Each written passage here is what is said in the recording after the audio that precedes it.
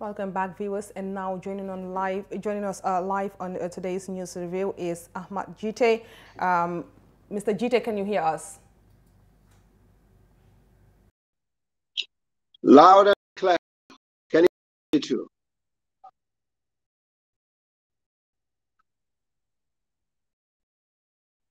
Thank you so much for having me, my sister. Begin on a lighter note. I know the party you support made quite the headline this past weekend following the big reveal of your party's executive members. You know, just like when Mamadou Sabally didn't get a position in the UDP executive, people, you know, came at him, and they're doing the same thing coming after you, saying that, well, basically saying, well, where is Gitteh with all his talking and whatnot? He couldn't still even make it to the executive of the National People's Party. How do you respond to things like this?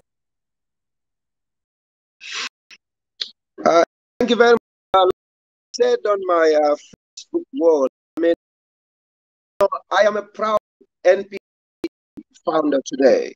I am one of the founders, and I remember the earlier days, there has been a lot of talks about how we wouldn't have people. We are not it's just going to remain a club and all of that. If today you can have 20 party of vibrant people who are to that is commendable. Again, like you said, I mean, I don't know who will go after us, me or maybe always executive. Because I mean, look, being on an executive or in an executive position is just an official role. It has nothing to do with being active and also being, you know, I mean, a useful member of a party. I've given an example to a lot of you know, about a lot of people. Don't even leave Mamadou Sabally alone. You have a lot of people, especially for UDP, of course, a lot of the people that are talking are members of the UDP, the adversaries or the opponents. And you have the Say Who Say the Least, you have the Bahamas, and many others on UDP online, you know, at home and abroad that are not members of the executive of the party, but they're active. I mean, why would that be an issue? I am perfectly okay with it, Sergio. No problem not being part of the executive of the party, and that wouldn't change you being a stalwart supporter of the party. And now let's talk about the allegations, because every time people mention NPP, the first thing that some of the critics try to say is that they cannot even get their house together because there are so many allegations of infighting. For example, let's say right now, I think a lot of Gambians will agree that there is no NPP without the Barrow Youth Movement, because that's where it started from and it transformed into a political party. And now a lot of people are saying that even the founding members of that BYM seem to have been sidelined from the executive of the party. What can you say about that? Well, so again, to the very position we started, it's not everybody that builds something. It's not everybody that is active in a group wants an official position. Now, there are those who started, as you would say, with, you know, Barrow Youth Movement, that were only, you know, I mean, they are to make sure that President Adama Barrow is not victimized and punished unfairly by the parent party then, that was UDP. They were there. They felt Barrow was wronged. They felt Barrow and those that have similar beliefs in the party, I mean, were victimized, and that shouldn't happen. So, it's not everybody that is or that was in BYM or Barrow Fans Club wants to be part of the executive. So it's the same thing as, you know, in a revolution. It's not everybody that took up arms and fought, you know, wants to have an official position in whatever formation that is to be born after that arm or whatever revolution you call it. So, I mean, those that, you know, I mean, again, let me get to the most important aspect. I mean, this is democracy. And there was a body that was officially, I mean, given the responsibility to to pick up executives to nominate and to also confirm.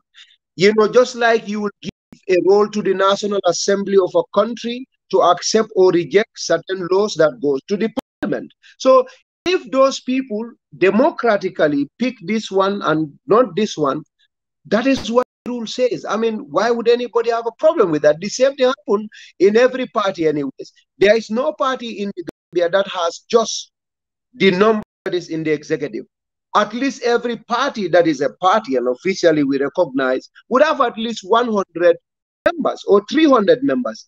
Is there a party that has all its members as members of its executive? No, there is no party. The maximum number of executive in any party is 50 at most.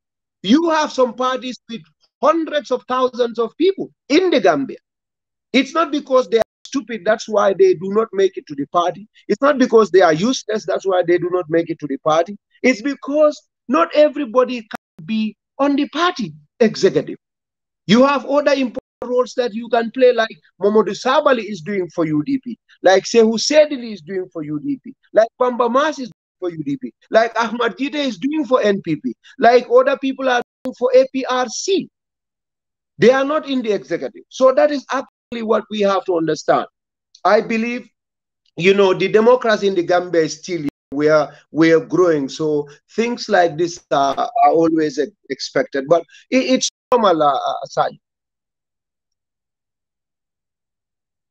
Of course, and everyone is out there saying things, trying to, get the electorates on their sides.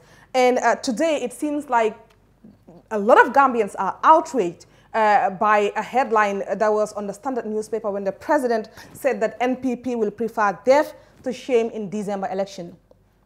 What do you make of this statement? Because a lot of people are coming out to say this is very irresponsible coming from someone who's supposed to be the leader of the nation. So, okay, so, I mean, again, it's political decision. But, the president just translated a very prominent and common adage of his maternal and paternal ethnic groups. If you are someone that is familiar with Fula language, there is a history that says they've placed shame and death for a Fula. Fulas would be very proud of that. And let me say this in Mandinga. Fulo liko fulo la ila ancestor, their ancestor. Yesaya landaye malo, shame and death. The Fula ancestor death to shame. And again, I mean, you heard people say, especially this December 4th election is a jihad. I don't know if you know what jihad means in actual sense in Islam. So it's a war that you fight, for Allah subhanahu wa ta'ala. And one of its conditions is that when you go to a battlefield, you don't run away. You die or you win. That is what it is. In fact, it is one of the 6 biggest sins a believer will commit if you go to a battlefield for the sake of Allah, for jihad, and you revert, you run away. So it's forbidden. You cannot go to a war and you run away. Die there or you come on with victory. So UDP calls the December fight, Dr. Cisse, and they call it a jihad. If they call it a jihad, that you either die or you win. Barros said in a very simple way, it's better we die than we are shamed. That literally simply means we will work, as hard as possible within the confines of the law, within what the law permits to win the election. That is simply what President Adama Barrow is saying. And everybody that is interpreting it in any other way understand and knew that they are just lying, they are just being malicious, they are just being irresponsible in their interpretation. But they know that this is a simple and very old, wise and famous saying of anybody. nga soto la nga fa nga na exam o pass wala fisa nga fa wala fisa nga na exam o fail nga fa wala fisa nyinkana ke. That is a normal thing, simple and very common statement, and it is from this context, it is from this point of view that the President, His Excellency, and my party leader quoted or made this particular very famous and very common adage.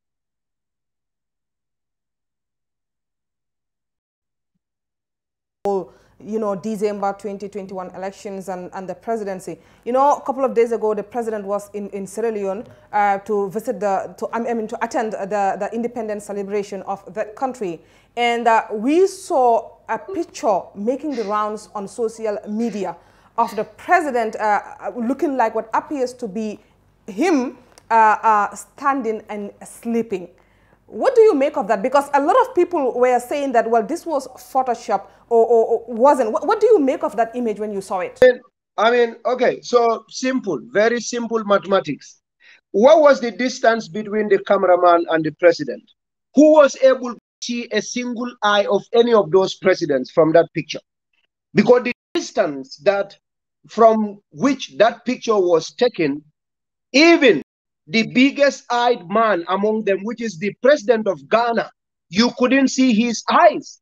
You could see him facing the camera, but you couldn't see his eyes, whether the eyes were open or closed. How did they know the president was sleeping? Looking down, not looking at the camera, and looking and sleeping are totally different things. And you know this camera, you have 1,000 cameras taking pictures.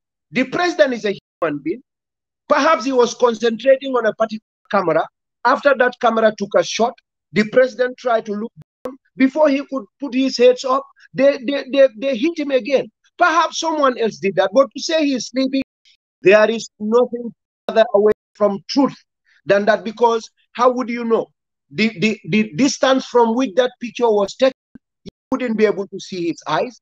You want to tell me, Sergio, you are sleeping right now because you are not looking at me? Right now, I'm seeing you looking at the computer. I'm not seeing your eyes. Are you sleeping?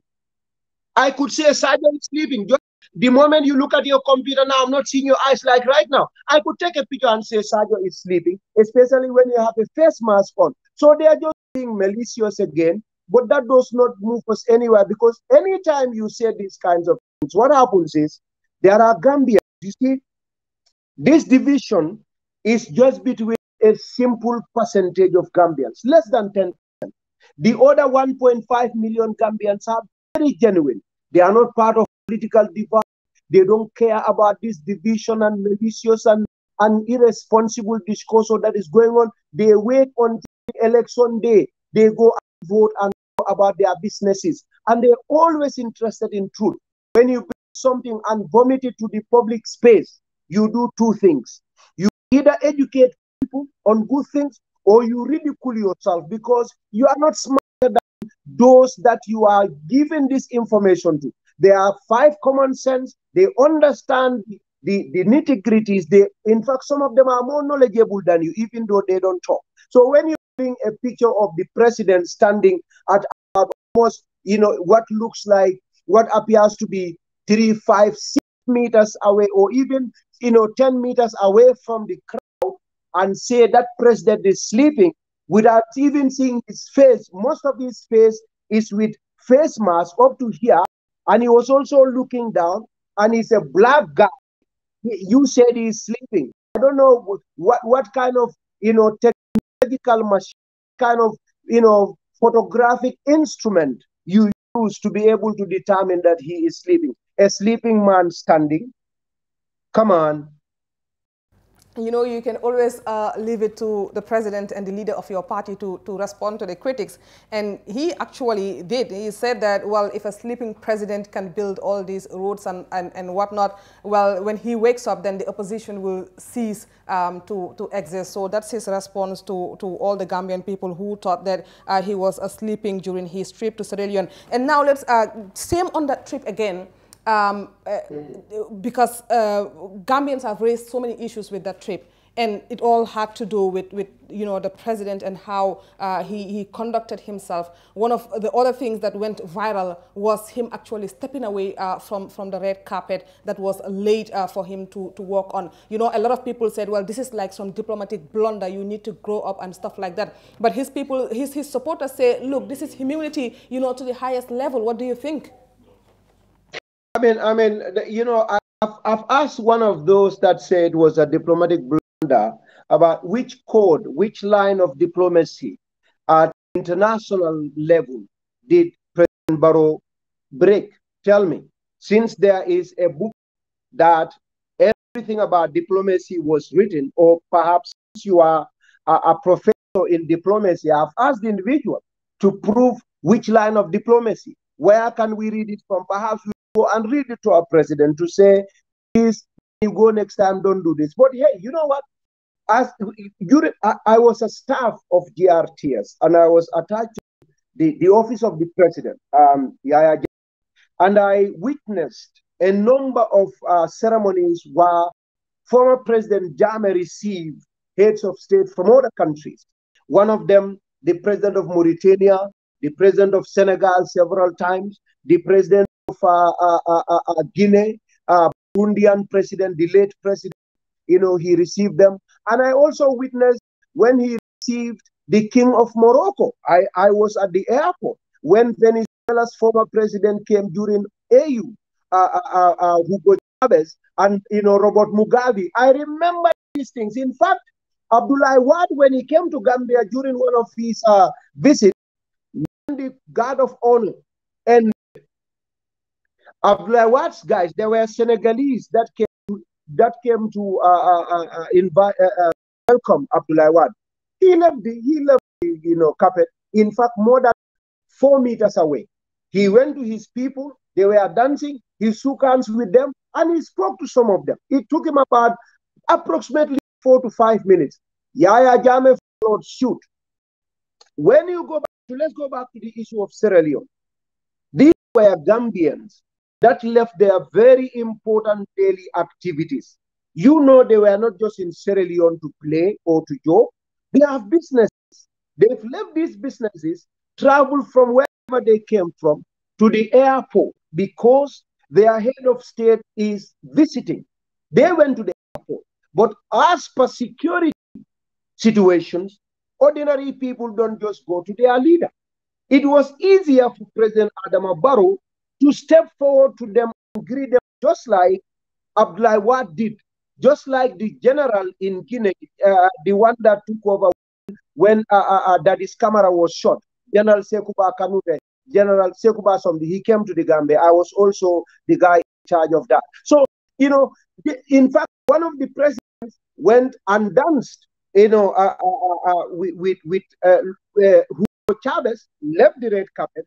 He went and danced to the Kabekel, this Karolinka troop Kabekel that will always be with Jammeh. He left the carpet and went and danced with them. So President Adama Barrow left the red carpet to go and attend to Gambians, to show them that I've recognized you, I've seen you, I loved you, I recognize your presence, thank you. You compare that to a red carpet that is less than $5,000. That is, even if that is a diplomatic blunder, it is a diplomatic blunder worth taking because Gambians are more important than the red carpet. What I would have expected was for Julius Madi Bio or Bio, His Excellency of Sierra Leone, to have followed his guests to attend to his people. What Barrow did is what was supposed to happen on the diplomatic front. Go and ask any serious diplomat. These ones that are talking don't even know what they are saying. Let them quote anything, anywhere on the planet or in any diplomatic book, what they are saying. Let them bring any evidence. So they are lying. You want Barrow to do that. And I wrote, in fact, the last time I wrote, and I sent a message to someone and I asked him to tell the president, the next time you travel and see Gambians outside, remove your shoe. Don't only get the red carpet. Remove your shoe. Get into the mud. Poto. Dugal si poto. Let them shake hands with Gambians. and then go back and rest your feet go. Let them talk. Let them talk. And this shows how humble our president is, how respectful he is, and how much he has regard and respect for his people, wherever they may be found around the world. Sally. I let you go. Something I want to discuss, and I want to put this question to you. How popular do you think is President Adama Barrow in the diaspora, Gitteh? Because recently we've had the issue of, diaspora voting, and people are already accusing the president of, trying to stop it from happening. And they're saying the reason is because he knows that he's not very popular out there. What do you think as someone who lives in the diaspora? What yardstick did they use to tell us how popular unpopular President Barrow is? Number one, if there is any party that will be compared to Barrow in the diaspora, it's UDP, and that's very limited. Now we have Adama Barrow's, we have NPP US, in fact, different states, New York, NPP Canada, we have NPP London, we have NPP Spain. Anywhere you have UDP, camp group, because the reason why I'm mentioning them, I'm not calling them out, but I'm telling you that anywhere you have a UDP group in the diaspora, you have NPP. So if let's say we are not forced, we are second, but I am sure we are forced. But then let me go to, I watched that Pastor Bajau interview with you, and I just want us to be very practical. There are in physics things that are ideal, and I'm sure in economics there are things that in the book theoretically they are very possible, they are ideal, but if you want to implement them practically, they are not. They are not. A very good example is electricity. The best conductor of electricity, where you have no dissipation or loss of current, is to use gold. How many people will be able to have gold as cables? You cannot, because even if you do, thieves will come and cut off the cables to go with them. Now, we as a country use a very different material for elections. We have Gambians all over the world. Number one, which countries will IEC choose and which ones will they not choose? Because you cannot take Gambians you cannot take ballots or send, marbles. Marbles? We have marbles. That is what we use. We don't go and get a paper and use it, put it in the computer like others that allow diaspora voting do. America, Senegal, we don't have that. We don't have papers. We have stones. If you want to go to the US we have about 30,000 Gambians in the US. You will have to put 30,000 stones in a bag, and travel with it to the US. When they are done to bring it back, how much will that cost? You'll have to take 10,000 barrels of, 10,000 stones of marble to UK, to Switzerland, to Australia, to Senegal, to Guinea-Conakry. What modalities would you use? Because it's not paper ballot. We must take these marbles, these stones to everybody that wants to vote, because you cannot have two different voting systems for the same election. You either choose marbles or you choose stones, paper. Gambia, this election, has decided to maintain the marble form of voting. Now tell them, ask them, how much money will it cost to transport all these marbles? And if we have Gambians all over the world, how many countries would you choose?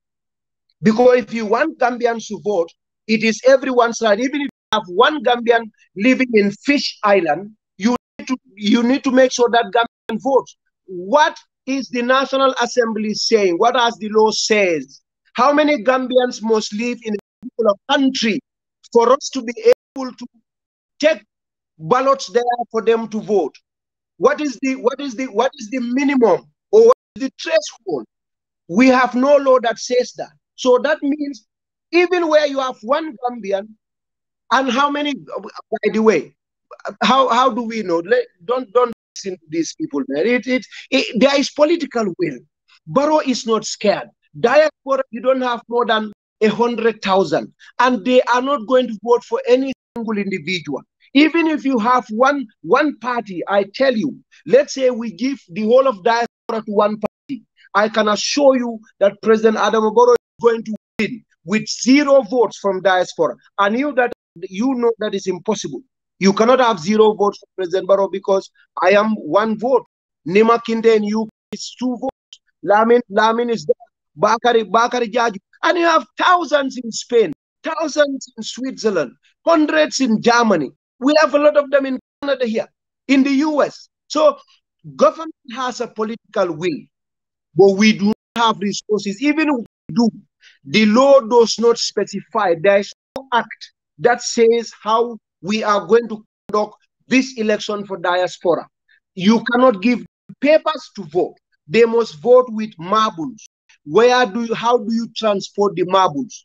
A barrel of marbles in an aeroplane will cost Gambia government a lot of money. In some instances, you need 10 barrels. When you have 50,000 Gambians in the US, you need 50,000 marbles to transport. It's not possible. It's not practical. But somebody should be able to think about it. You don't just look at the government because you hate the government. You just start humping. There's no political will. There's no this. There's no that. You should have asked him. PDOI had won with marbles as the choice of material or as the only available material to vote with.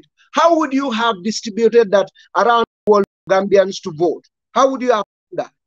You should have asked him that. I'm sure your mind didn't go to that. Next time he comes, ask him, how do you transport 10 barrels of money? Don't you think these questions should be put forward to the Independent Electoral Commission because they're the ones responsible for handling? Exactly now you have come. The government as a team, Barrow as government has given the responsibility to the Independent Electoral Commission, and that's not even Barrow. That is the Constitution. They conduct the elections, and when they conduct the elections, they request for money. If they meet, we give them. The amount of money that is going to be able to, enable them to vote in the diaspora, government does not even have, probably, with all these things that I've just told you. So IEC, fantastic. I mean, I would want to equally invite Honorable Alhaji Momodou Njai or his deputy to discuss these matters. President Adama Barrow is not against diaspora voting. Barrow knows, and I know we have a lot of supporters in the diaspora. In fact, we can only be compared with UDP a little bit, no other party. So to say we are not willing, that is unfortunate. We are. Government is willing. There is political will. Financially, we are strained. In the Gambia, we have to be careful right now. The world is going through financial turmoil. Coronavirus has messed up the world's economy. The amount of money we are going to receive, in fact, as election support may not be there. I don't even know if any country will give us a penny to conduct our elections this time around, because every country is trying to fend for itself, because financially some countries are bankrupt already. Some have gone into recession. Some have a meltdown and a lot of problems, Sergio. Thank you very much there, Ahmad Gitteh. Thank you very much for coming through to the Fatu Network News Review once again. Balamadem, Benating. Okay. Yes. Somebody was expecting that you will ask me a question as to why, a Deputy Secretary General position was not filled. Somebody asked me, and I address, a lot of people are watching. I mean, jokingly. Hamga, we are, we have a father. We have problems with our father. You know the story. So for us, the father-son story, it's not like we don't have competent people to man the positions of Deputy Secretary General. But like I jokingly told the person, Usenu is our father, Dabo is our father. And we had an issue with him. And, we just left that position. By the time we are done with him in December, when we put them in their position in December 4th, I mean, he probably would have a change of mind. He said, look, I think my son is better off going to my son. So we will invite him into the bus in 2022. So should he want to come there, you cannot put him in the back seat in the bus. At least if he doesn't get number one spot, give him number two. So deputy general position is kept for him. When we deal with them and win the election, Halifa Salah, who knows? If Halifa comes or Mama Kande, they said, oh, we want to join. They are big people. We'll give them the deputy secretary general position. Other than that, I thank you so much. There is a lot going on, in the country. Too much misinformation, but I can assure you, Sergio, we're all Gambians. And let us guard our friendships, our brotherhood, our community, whatever you call it, as one Gambia. That is very important. Election years can be terrible, but especially the young people, when there are wars, we are the ones they send them. When there are fights, when there are troubles, it is the young ones that are always there. The political leaders, including my president, would probably be sitting at State House. Husseinu Mama Kande Ali Fasala will all be sitting there. If there will be death or injuries, it will always come from us as the young people. Let us approach this with responsibility, with decorum, with civility. Let us back out for Wahna Komune. Alinga wali barinkana kuya. Nani hulo dunyu kuya. Jerejef. Ahmad Gitteh, I want to come back. Thank you very much for coming through to the Fast Network News Review. That will be it for News Review today. Do join us tomorrow if you can. Thank you very much for watching and have a good day.